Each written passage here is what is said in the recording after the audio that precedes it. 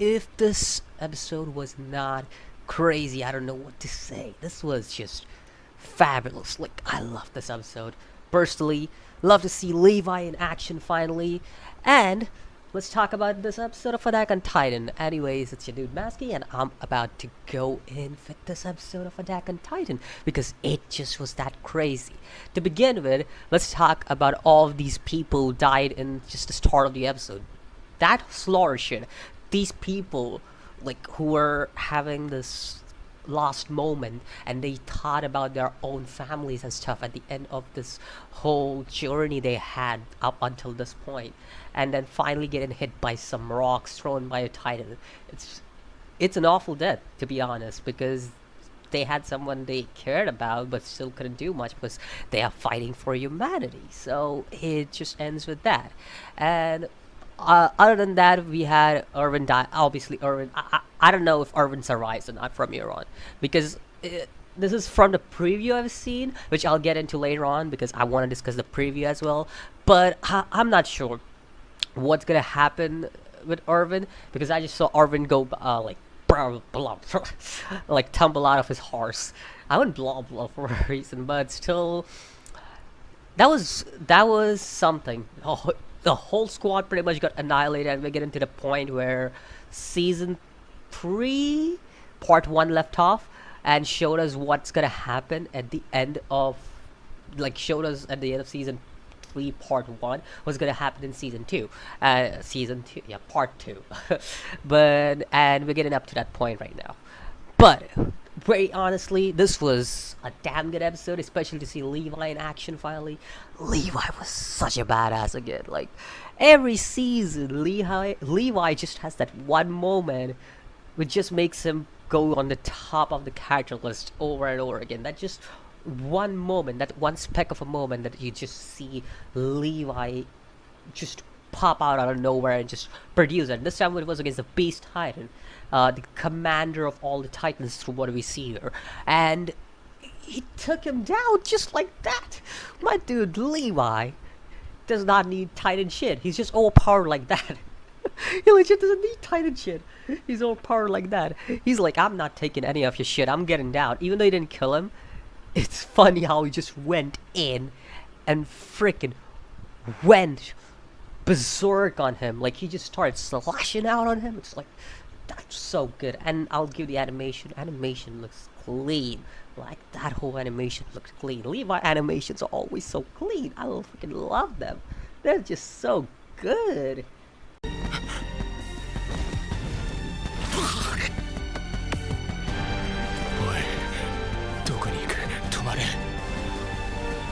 Okay, this was the moment where, for the second time, I actually saw Levi feel defeated, if I had to put it correctly.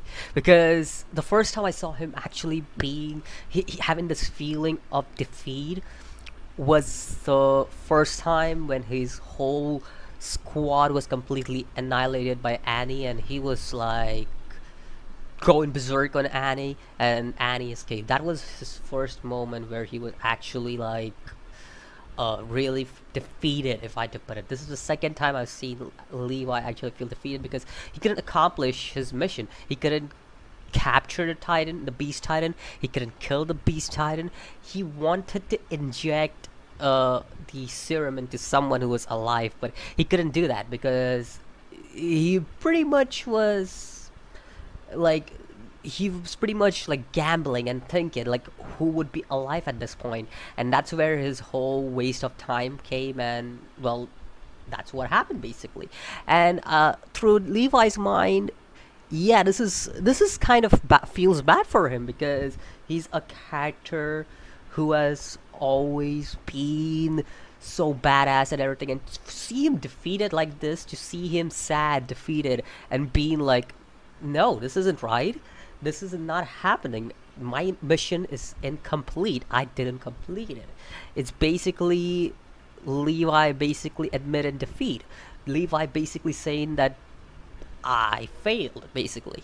So yeah, we just see Levi kind of feel sad for what like shit that went through on his mind, and I kind of feel sad for this guy. He was amazing in the minute before this, and then all of a sudden his whole personality changes because of the small thing. I wouldn't say that's a small thing. I mean, the Beast Titan's still alive, but yeah, like the Beast Titan getting snatched away due to that whole problem. It's like, ooh, feels bad. I gotta say that feels bad. Just getting snatched away like that. Your prey gets snatched away just like that. Just imagine that. Your enemy gets snatched away by another somebody else, and like you wanted the revenge pretty bad, but you couldn't get it. That's basically what happened.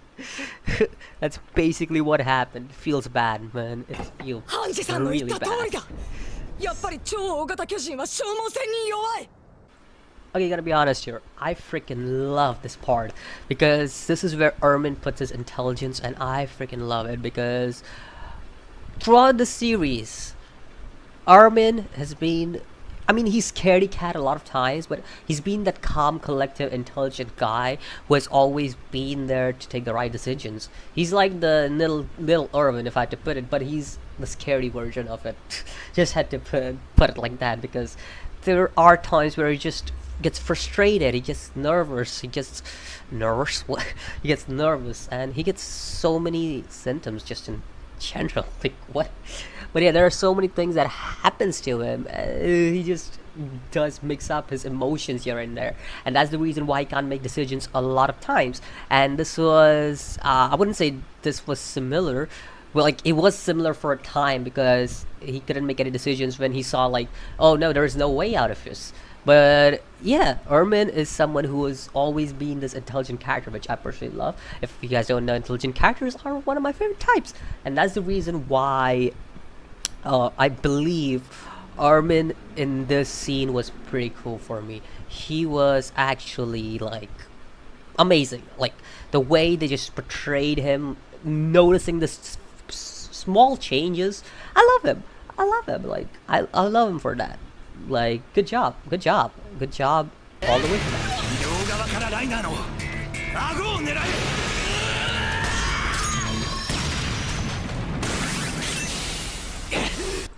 Now I'm gonna feel bad for Potato Sasha because she got injured, I'm guessing. Hopefully she's not dead, because I got the spoiler for what's gonna happen to her, but still, hopefully she's not dead. Did that give any clue to you guys? But okay. But yeah, hopefully Sasha isn't dead after that scene, because that just seems like a minor injury to me, in all honesty, because like I just saw her like a little side part get scraped, and that's pretty much it, like a slash or something.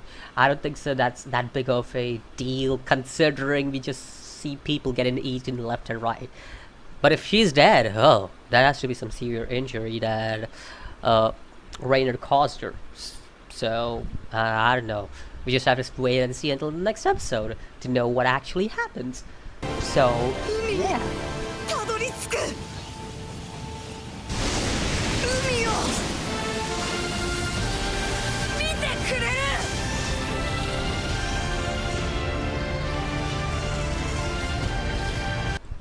Okay.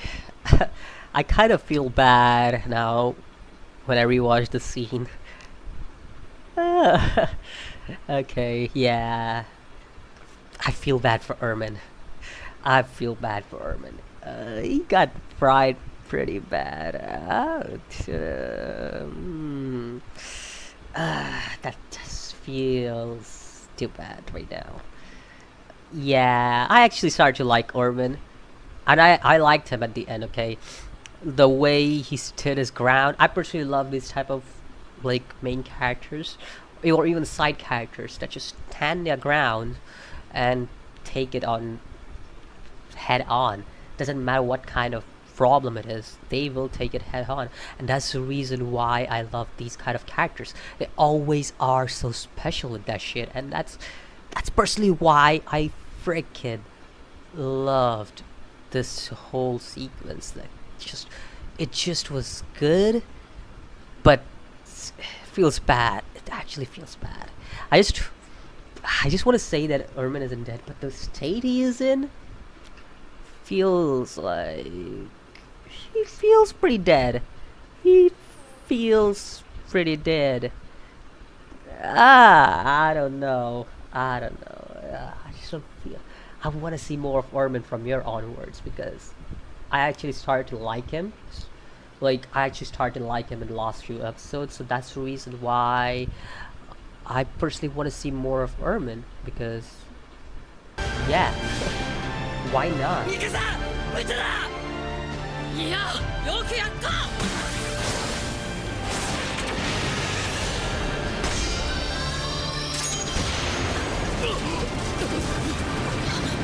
Alright. Just gonna say, Hanji, I freaking love her.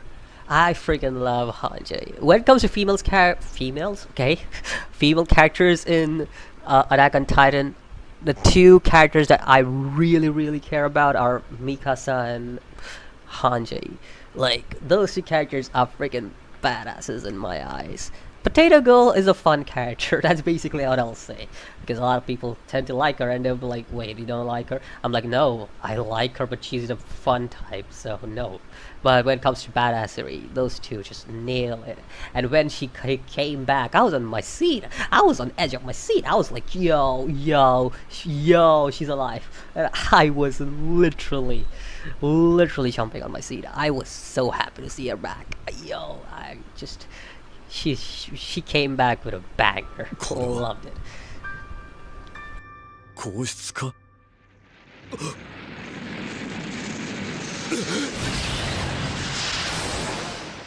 取った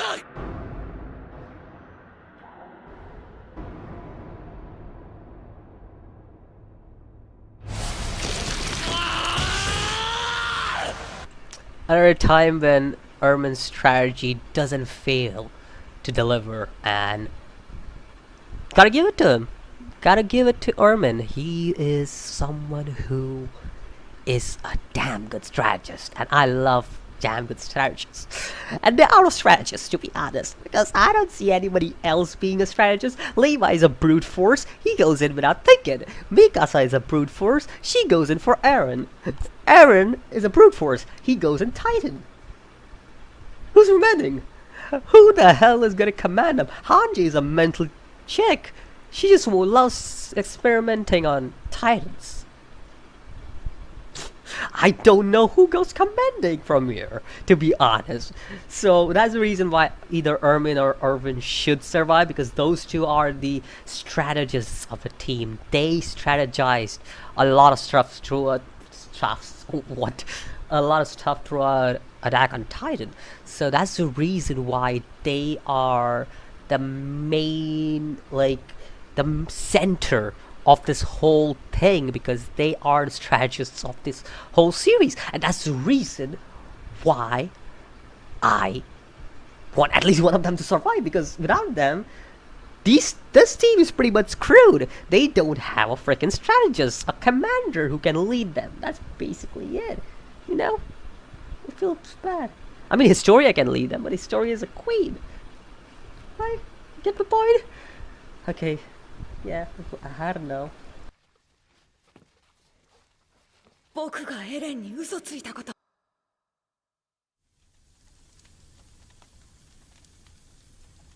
分かってた。お前が誰よりも。Okay, this scene where Eren just drags Bertolt and just looks at Ermin's dead ash body. Oh, I just was like, no.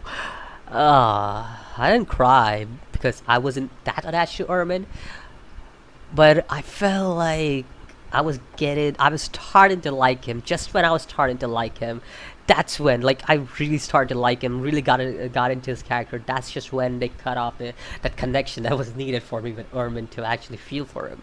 Because there are a lot of characters that I personally freaking love, but then this character, there are characters where I start to like them. For example, let's take Levi's uncle. I forgot his name. He was in the part 1, season 3. But him, I started to like him. Then they kill him off. But again, he was an antagonist, so whatever. But yeah, there are various times where that happens. In a lot of anime, it's just not Attack on Titan. So I don't know. I don't know. Feels bad. I don't know. Who knows? We may get a miracle, and Ormin might survive through some power of friendship shit. Who am I kidding? This isn't a fairy tale. 気を倒したエレンたち。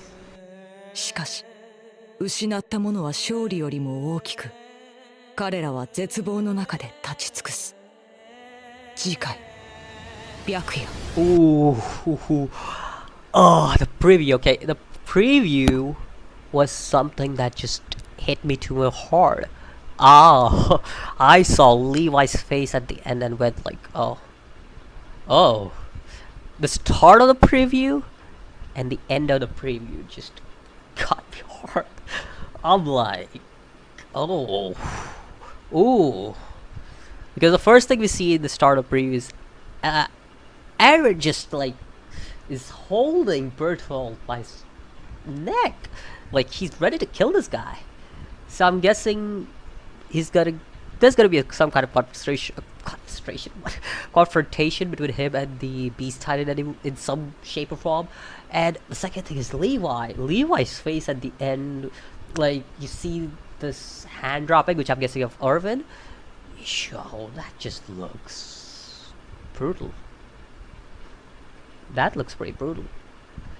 I don't like that face. I don't like seeing Levi disappointed or sad. It's a feels bad.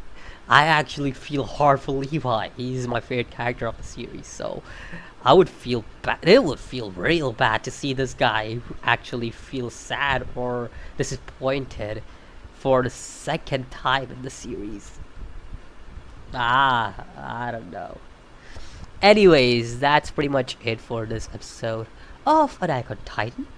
Let me know what you think about this episode of Attack on Titan, because this episode was crazy beautiful. This episode had everything done right. Like, it had everything done right from the start to the end. Loved it for that. Other than that, if there's anything else that I want to speak about, is let me know what kind of style do you prefer. Do you prefer this style where I go through each scene and then I kind of break my views down on it, break my review, break my opinion on what I felt about the scene?